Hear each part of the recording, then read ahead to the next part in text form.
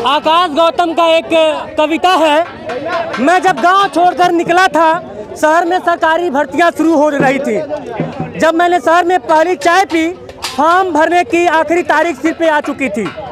जब मैं कर रहा था कोचिंग की फीस का इंतजाम, बताई जा चुकी थी परीक्षा की तारीख। बाजार से खरीद रहा था जब पुरानी किताबें, एग्जाम पोस्टपोन हो चुका था। जब मकान मालिक कर रहा था किराया बढ़ाने की बात, एक नई तारीख की घोषणा हो चुकी थी। मैं जब परीक्षा लिख कर वापस आ रहा था, पेपर लीक की खबरें उड़ने लगी थी। लग रहा था जब नंबरों का हिसाब, पेपर रद्द हो चुका था, भर्तियां टाली जा चुकी थी।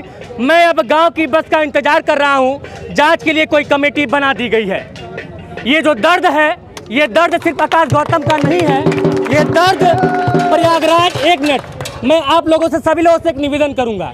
तालियां और शोर मुद्दों को हवा में उड़ा देती हैं, तो जब तक बोला जाए, जब तक मैं बोल रहा हूं, आप लोगों से बातचीत कर रहा हूं, आप लोगों से हाथ जोड़ के निवेदन, आप लोगों का आवाज़ उठाने गोरखपुर से आया हूं।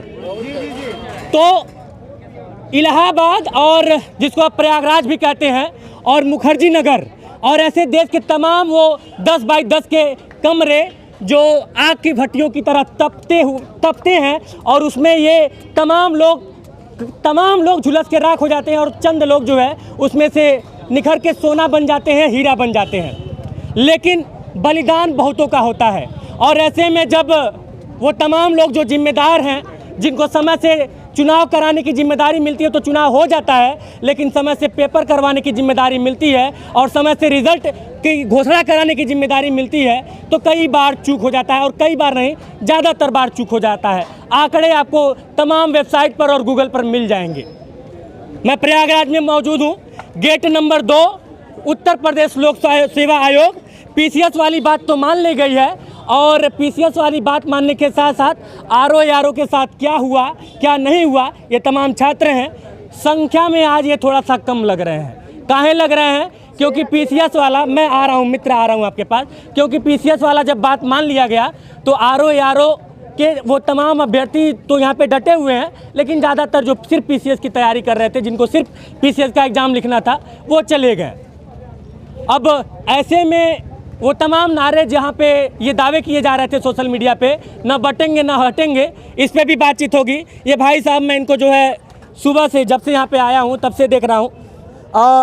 मोदी जी की भाषा में ये दिव्यांग है, मोदी जी की भाषा में, लेकिन उसके बाद भी इनका संघर्ष देखिए, इनको आके सड़क पर धरना प्रदर्शन करना पड़ रहा है। क्या नाम है भैया आपका? मेरा नाम राम यादव है, मैं अलीगढ़ से हूँ। लेकिन यहाँ कोई पार्टी की बात नहीं है।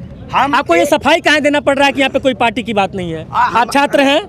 छात्र हैं तो छात्र, तो बात खत्म। आप छात्र हैं, बात खत्म। आप अपनी बात रखिए। लोक सेवा आयोग के जब तक ये है कि जो लोग आते हैं, कहते हैं कि हमने अपना स्वीकार, हम आंदोलन समाप्त की ओर जाते हैं और आप चले जाइए, तो इस तरह से हम लोग जाने वाले नहीं है। क्योंकि अगर इस बात को संजय जी कह देंगे तो इस बार को सोचना पड़ेगा, लेकिन फिर भी जाएंगे नहीं बिना नोटिस के, सोचेंगे। अब हमको एक सवाल का जवाब दे दीजिए, मुद्दा क्या है? आरओ की मांग क्या है आपका? मेरा नोटिस मिलना चाहिए ARO का, और वन शिफ्ट में 1 एग्जाम होना चाहिए। हमको एक चीज़ समझा दीजिए। अभी मैं जब यहाँ से आया हूँ, लगभग 1-2 घंटे हो गए, सुबह भी आया था, उसके बाद से फिर आ रहा हूँ मित्र। हमको एक चीज़ समझा दीजिए। अभी कुछ लोग आए थे यहाँ पे, आप लोग को समझाने की कोशिश कर रहे थे। एक मिनट, मैं आता हूँ, आप ही के पास आता हूँ। उनको एक मिनट, आ रहा हूँ। क्या कह रहे हैं सर? क्या नाम है आपका? नीलेश पाठक नाम है। कह रहे थे आंदोलन खत्म हो गया। मैं कैसे मान लूँ खत्म हो गया? आरओ के लिए नॉर्मलाइज, एक दिन यूपी पीसीएस के लिए एक दिन परीक्षा हो सकती है, आरओ के लिए नहीं हो सकती है। जब तक नहीं होगा तब तक कोई आंदोलन। तो पाठक जी, आप इस बात को क्यों नहीं समझ रहे हैं कि आप नेता थोड़ी है, चुनाव थोड़ी लड़ रहे हैं कि टाइम से हो जाएगा और नियम से हो जाएगा, सब कुछ बढ़िया से हो जाएगा? मैं इंतजार कर तो रहा हूँ, बस यहीं बैठ के इंतजार करूंगा ना। मैं समिति के रिपोर्ट का इंतजार कर रहा हूँ, यहीं बैठूंगा। कब तक इंतजार? 2 दिन 3 दिन, कितने दिन में करेंगे? वो आए थे मुझे समझाने, कह रहे थे कि कौन थे वो भाई साहब? वो कह रहे थे कि आप पीसीएस के लिए आप जाइए, पढ़ाई कीजिए। ये अरे जब जिंदगी खराब हो गई पढ़ाई करके, कितने दिन, एक बार पेपर दिया था, पेपर रद्द हो गया, दोबारा तैयारी किया। मेरी बहन की शादी है मार्च में, ये टाल के मार्च में कर दिए, कभी लेके चले गए। मेरा नुकसान होगा, उसका जिम्मेदार कौन होगा? मैं स्वयं नहीं हूँगा, ये आयोग जिम्मेदार है। तो पाठक जी, फिर मैं वही व्यंग कहूँगा कि आप नेता थोड़ी हैं, आप चुनाव थोड़ी लड़ रहे हैं, विधायक की थोड़ी लड़ रहे हैं कि समय पे हो जाएगा। सरकार में नेता क्यों घुसा रहे हैं? मैं इसलिए कर रहा हूँ कि ये वो देश है, भारत वो देश है जहाँ पे चुनाव समय पे हो जाते हैं लेकिन परीक्षा समय पे नहीं होता है।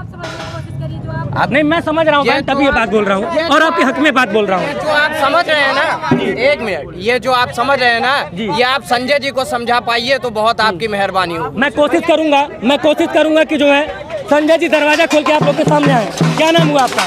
मेरा नाम आंचल यादव। भैया भैया भैया भैया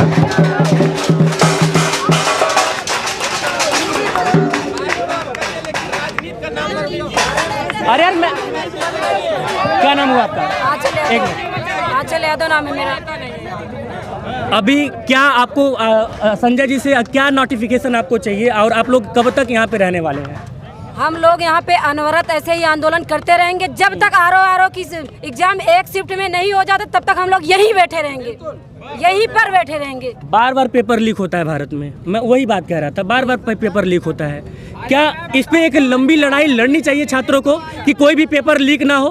क्योंकि जब पेपर लीक होता है तो तमाम तारीख सिर्फ तारीख मिलते हैं। वही तो इनको समझना चाहिए। आ रहा हूँ बाबू भाई, आ रहा हूँ भाई। 2023 का ये एग्जाम है, 2024 में क्या कहते हैं मार्च से ये पोस्टपोन मचा के रखे। हम लड़कियों को 2 साल 3 साल टाइम देके यहाँ पे भेजा जाता है। हम लोग 1 साल जब पोस्टपोन झेलते रहेंगे तो हम लोग क्या करेंगे आगे? क्या कर पाएंगे बताइए? हमको सरकार से और इस आयोग से यही जवाबदेही चाहिए कि हम लड़कियाँ क्या करें, यहाँ पे आंदोलन करें या फिर हम लोग पढ़ाई करें।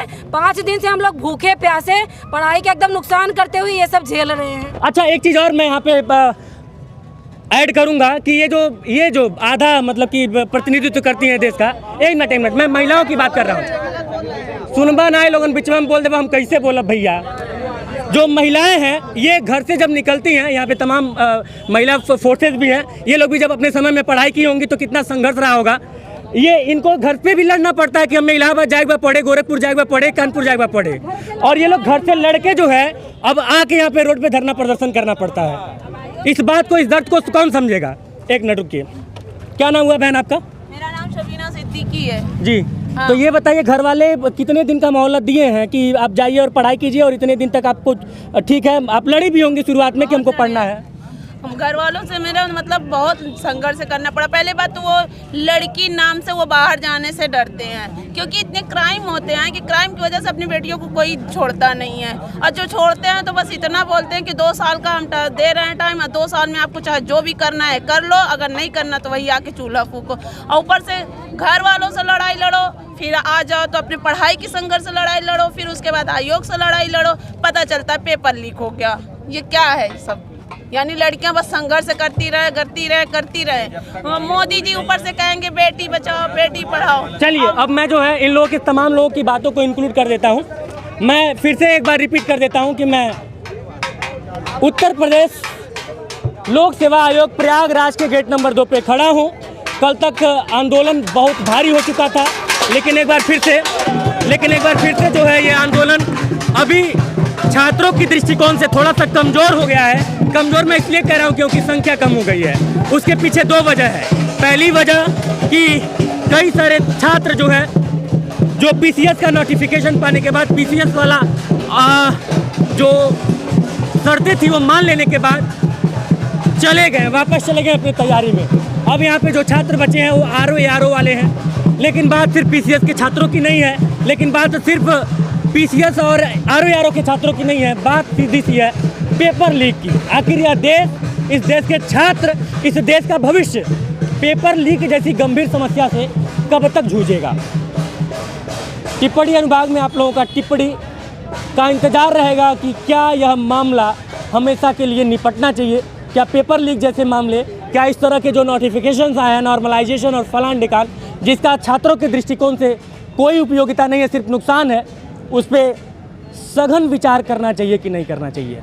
जय हिंद।